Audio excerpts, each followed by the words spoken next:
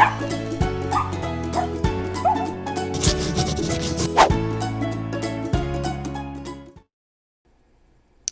there, this is Jen, and thanks for joining me today. Today I am using this awesome new stamp set from Pawsome Stamps called Happy Haunting. It is part of the release that came out this month, and it is a release that's full of Halloween and fall themed items. And I picked this out because I really wanted to make a trifold card. I had received a card for Mother's Day, and it was this beautiful trifold card, and ever since then I was wanting to make a trifold. And so this stamp has, or this stamp set has so many stamps in it that I thought it would be perfect. So to make the trifold, I am actually going to use a piece of Bristol smooth cardstock that originally is 9 by 12, which means that the finished card is going to be a little bit smaller than an A2 size. And so I want to go ahead and trim this before I get started. And so I am trimming on the long side, and I want to trim that down to 5.5. And so that is going to be the width of the card, and then across the length of the card it will be 12 inches long, because that is how long the paper is. And so basically I just cut on the long side at 5.5. So I'm going to have a 4 by 5.5 size card when it's finished and folded. And since I will be stamping and ink blending, I didn't want to make the score lines already. So what I did is on the bottom of the cardstock, I marked off with a pencil really lightly every 4 inches. So it's going to be 3 sections that are 4 inches wide a piece. And so I made 2 marks so that I could go ahead and kind of get an idea of where to do my stamping. And the first stamp I'm going to use is the Haunted House stamp. And so I'm inking that up with some VersaFine black because I will be using watercolor markers, and the VersaFine is a pigment ink and it is waterproof, so the watercolor markers will not smudge with this ink.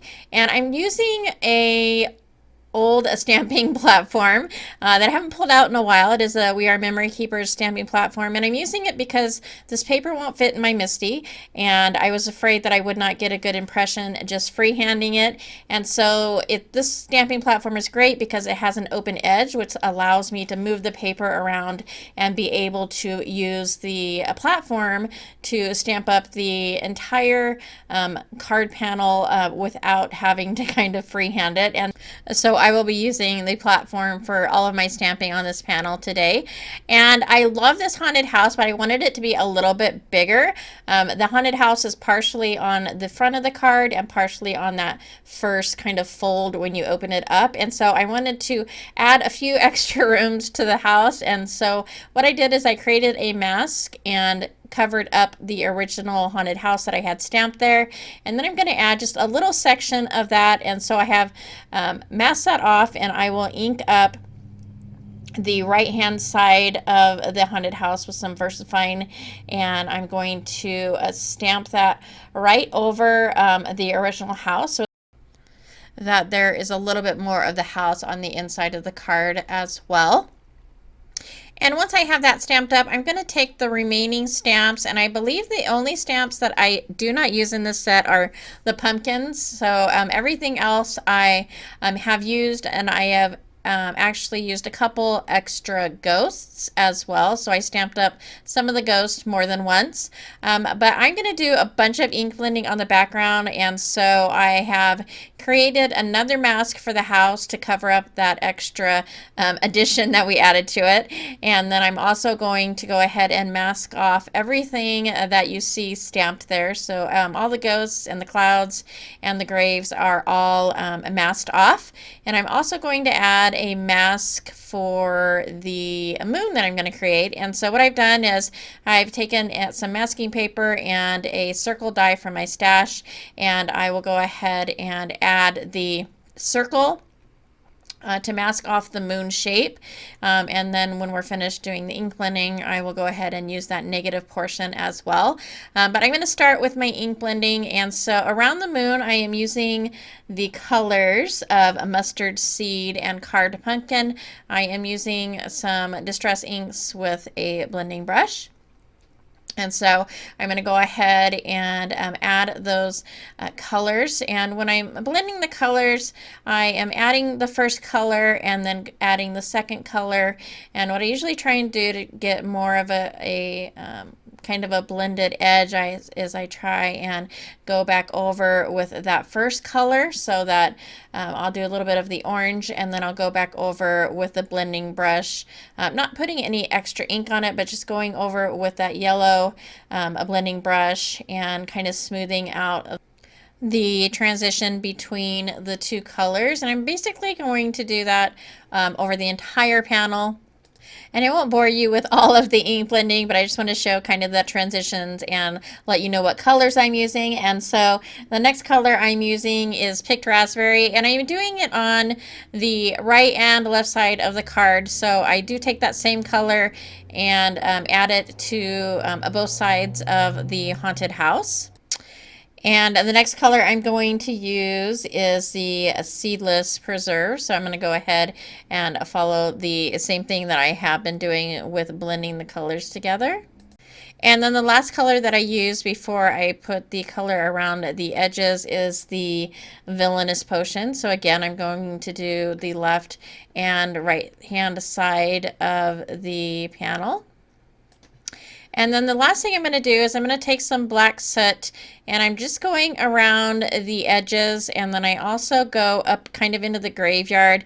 Wasn't quite sure how I was going to make those not look like they were just floating in the air, and so I started out by adding a little bit of black soot to kind of mark where the graves were, and then I'm going to take that color around the entire outside of the card to kind of frame that off and make the inside color stand out a little bit. And then the fun part is removing the mask, but I'm going to just remove the moon mask first because I still need to do a little bit of ink blending. So I'm taking that negative mask that was left over from that die cut circle, and I'm going to place that so that I can color the moon. And the colors that I'm going to use to color the moon are the Picked Raspberry, which pretty much stays on the outside really lightly. I didn't want it too dark, and I try to leave a little bit of white space in the middle. And then around the edges of that mask, I'm going to use some aged mahogany just to define that a little more and darken that up. And then the big reveal with removing the remaining masks. And I usually don't color until after the masks are removed, just because coloring for me usually is the most labor intensive part. And I would be heartbroken if I messed it up somehow and had to go back and recolor. So I do go ahead and leave the white underneath the mask until I have done whatever else I'm doing.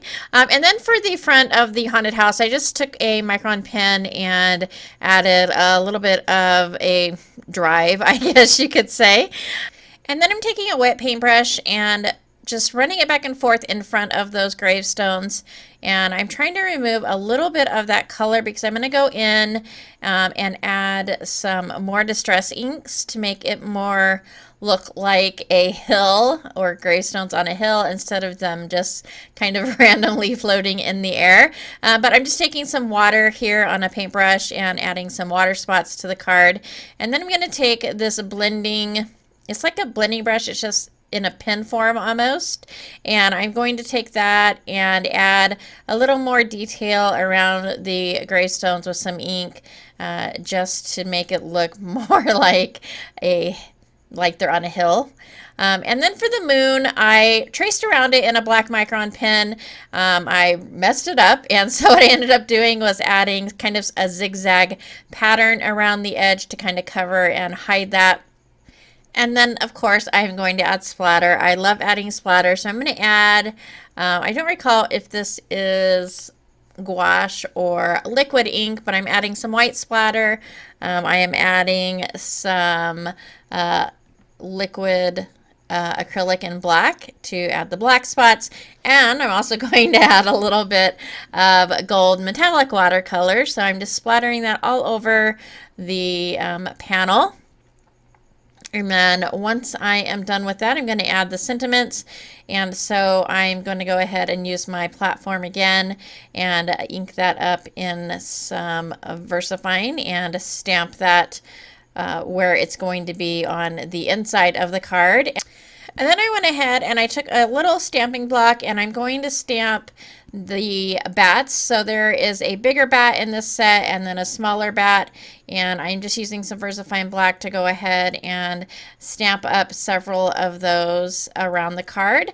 The other sentiment that's going to show on the outside is that boo sentiment, and I just took a die from my stash that's kind of like a speech bubble, and that is going to be the card panel. And now I'm just going to add the score lines. So I'm going to add a score line at 4, and then my scoreboard is small, so I'm going to flip that around and add 4 inches from the other side. So it is 12 long altogether, so that means that each section will be 4 inches, and then I'm going to fold out the top portion, that will be the outside, and then I'm going to fold in the fold on the inside, and that's going to give me my trifold. And I have to say, this was an absolute blast to create.